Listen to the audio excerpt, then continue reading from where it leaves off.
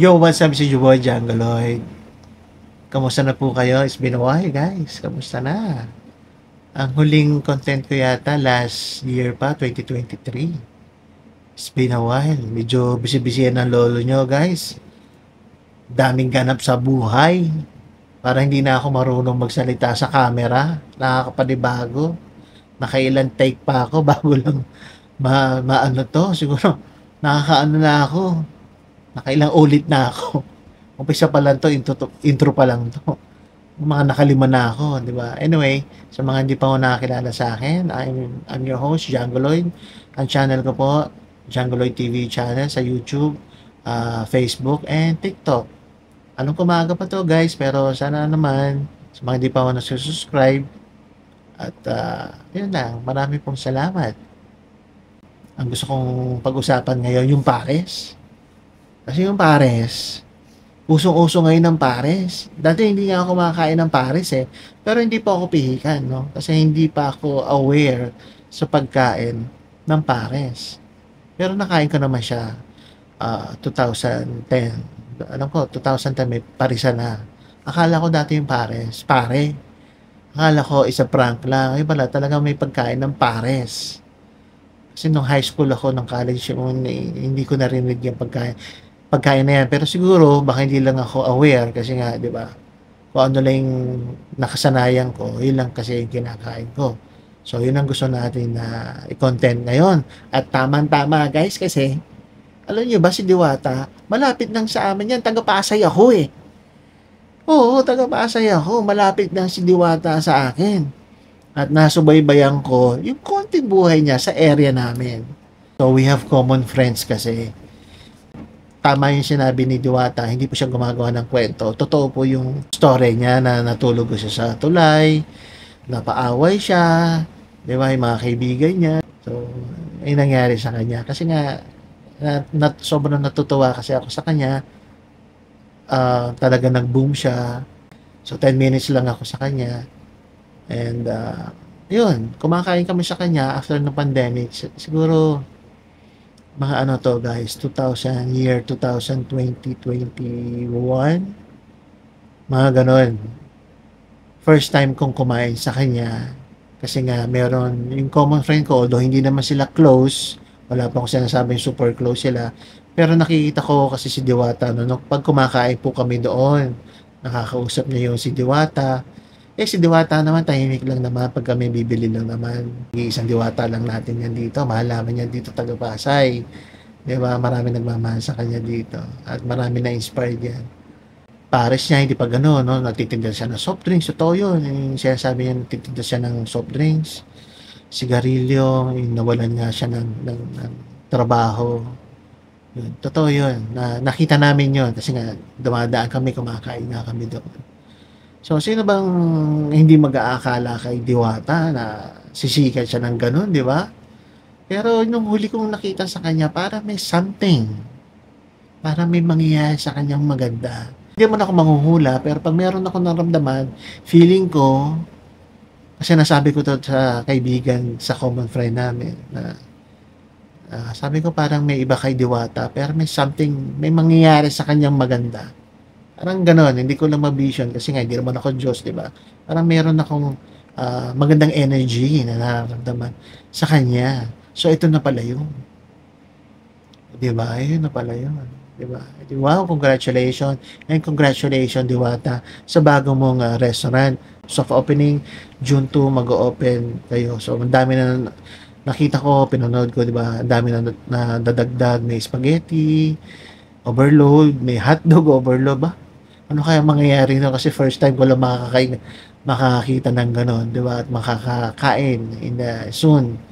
Chocolate, di ba? Ito chocolate at marami pang iba. Hanggang sa napalipat siya, kasi di ba dinudumog na rin siya doon. Hindi naman sobra, pero marami kumakain kasi may mga call center kasi sa amin. Tsaka mga SM na empleyado. At ay mga janitor, janitress, mga construction kasi nga mayroon pa mga ginagawa dyan sa area namin. Halos syempre, alam naman kumain sila sa mall, di ba? Syempre kung ano lang yung afford 100, 200 pesos mo, marami ka na makakain doon sa street food.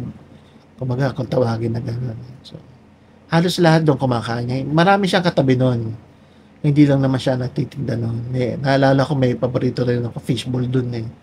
Tapos may mga isaw-isaw. Yung typical na parang nasa barangay, halo-halo, 'di ba? Especially ano no'n eh, yung halalan pa no'n, 'di ba?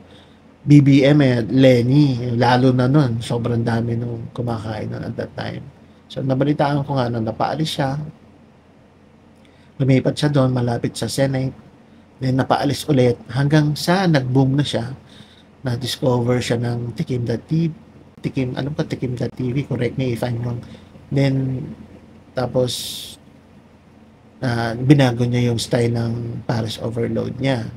So ngayon, naalala ko naman yung Paris Overload, parang nakakagutom, nagugutom ako ngayon.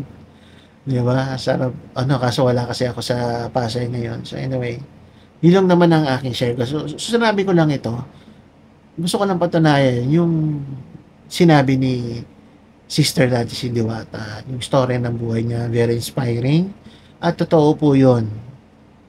Lahat ng mga vendor na nagtitinda doon, yun ang sinasabi. So, sino mag-aakala sa dami na nakapwesto doon? Si Diwata lang ang talagang nag-boom. Siguro meron siyang recipe or meron siyang ibang technique, diskarte. Although okay naman din, no? Hindi ko naman minamalit po yung mga nakasama niya doon. Siguro baka mas hindi siya takot mag-ano eh, napapansin ko sa kanya sa the way she talks, 'di ba? Prangka at hindi siya takot sumubok ng iba. Malakas ang loob niya. Compare sa iba, 'di ba? Siguro nandito ka lang, takot ka sumugal. So si Diwata, Paris Overload, wow. Salute. Kaya 'di ba ngayon, ang dami na kumakain ng Paris Overload. Mayaman man, katamtaman, mahirap. 'Di ba? Vendor, tricycle driver, pedicab, taga-opisina, lahat kumakain. So, yun po yung first, yan yung story ko, na na-experience ko talaga kay ating mahal na Diwata. So, guys, yung next natin, tungkol sa mga naririnig ko na hindi pa ako basher at hindi ko naman din pinagtatanggol si Diwata. Nandito lang po ako sa gitna. Kasi nakaka-relate po ako sa mga sinasabi din ni Diwata. Kasi si Diwata, hindi naman po teenager yan. Medyo mature na rin mo yan. Mag-isipan, ang dami yung pinagdaanan yan. Sa mga nagsasabi na mayabang or may ugali si Diwata, sino ba naman yung tao na walang ugali, di ba? Lahat naman ho tayo may ugali. So, yun yung gusto kong pag-usapan ngayon regarding sa ugali. So, yun na nga guys. Sa una ko nga sinabi, nag-boom kagad yung Paris Overload niya, ang daming vlogger kasi yun ang uso nga ngayon, di ba? Sa mga veterano, artista, celebrity, di ba? Kahit yung mga small time o kahit big time na mga vlogger, lahat nakiki-join kay Diwata. Siyempre ganun talaga, di ba? Ito ang kalakalan ng mundo. Kung sino yung sikat, nandun ka. Kung hindi ka sikat, sorry, pasikat ka. Pag gumawa ka ng paraan para, di ba, ang mga tambuhay mo, hindi yung mag-iiyak ka sa kwarto, mag-stay ka sa kanto. 'Di ba? Galaw-galaw para 'di ba? Para kung gusto natin maging ako very inspiring ako kay Diwata. Simpleng mamamayan, simpleng tao, 'di ba? Laki sa hirap. Halos isang beses ang araw lang daw kumakain, pero tingnan mo naman siya ngayon, guys. Sobrang ano, inspiring. Ako nago-goosebump ako. Talagang tatayuan yung mga lahat ng buko sa katawan, di ba? Saka pag dumadaan kami dun sa area ni Diwata, talagang ano, napasaya niya yung area namin dun sa area ni Diwata. Anyway, balik tayo dun sa ugali niya. Lahat to tayo napapagod, lahat to tayo may ugali, di ba? Syempre, busy yung tao, marami ginagawa, instant celebrity, baka wala pa siyang manager at the time. Hindi ko naman ako sa pinagtatanggol, tao lang, nag-aasikaso, may problema sa staff, may problema sa delay ng manok, may mga ganyan kasi, mga senaryo kasi negosyante rin ako, so nakaka-relate po ako. Pero hindi ko naman sinabi, magmura ka, apihin mo yung, matahin mo yung mga tao, di ba, maliitin mo yung tao.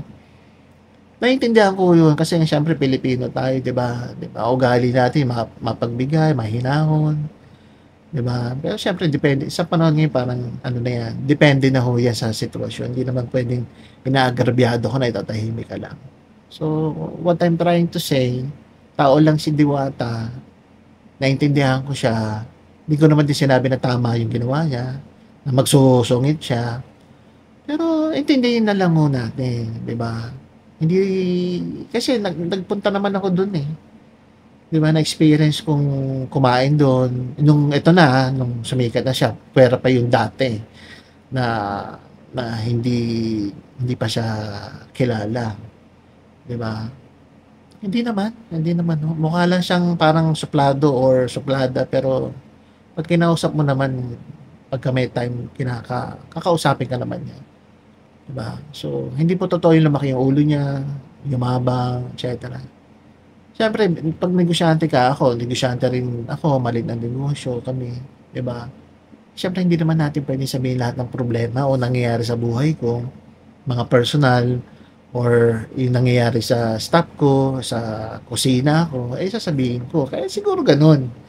'Di ba may gano'n na absent yung isang tao, tatawagin mo, kulang ang tao, nagkulang ka sa betsin or nagkulang ka sa magic sarap, 'di ba, na-late yung tao mo, 'di ba?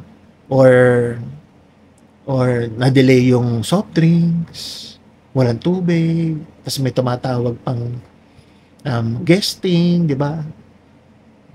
Tapos ang daming vlogger, ta's pagka hindi napagbigyan, eh, masama na kaagad yung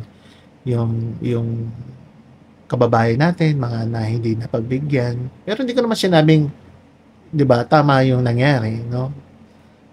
Pero siyempre intindihin na lang ho natin, nanggaling ho sa wala si Diwata and, siguro ma-improve niya yan every eto, baka meron na siyang manager, meron ng nagsasabi sa kanya kung papaano, 'di ba, papaano ka manamit 'pag may mga guesting ka, 'di ba? Siyempre unti-unti na yan 'pag celebrity ka na kasi instant celebrity ka biglang nag-boom, 'di ba? Kahit naman ako, hindi ko, wow, salamat Lord, 'di ba? Ito lang ang hinihingi ko tapos sobra-sobra yung blessing na binigay mo. Siksik, liglig, umaapaw pa, 'di ba? So, yun lang naman ho masasabi ko. Konti pasensya lang, kaya siyempre ikaw din Diwata, pasensyahan na rin. Or magbigay ka ng, although nakita ko naman sa kanya, or magbigay ka na lang ng oras. Ano ba, papahinga ka ng 5 o'clock. Oh, sige na. Oh, 3 o'clock or 4 o'clock or isang oras kalahati. Oh, lahat ng gusto magpa-picture, magpa-picture. 'Di ba? Pwede naman yun kasi nagagawa niya naman yun, eh, 'di ba? Lahat ng gusto mag-video, mag-interview, o dito, yung mga maliliit na vlogger, yung mga vloggers dyan. Siyempre, iba rin yung nasa celebrity kasi may schedule yan. Di ba? So, naiintindihan ko. So, yung nagka-picture nga ako sa kanya, eh, nagkataon naman na okay naman. Ang dami nagpa-picture sa kanya, hindi naman niya sunungitan o something or sabi niya lang, sige na, lahat ng gusto magpa-picture dito, eh, ano, kasi may shooting pa ako siguro yung sa Batang Quiapo. So yun lang, tungkol yan sa ugali ni Diwata na experience ko, nakita ng dalawang mata ko at ang mga kasamahan ko at that time. So, yun lang po.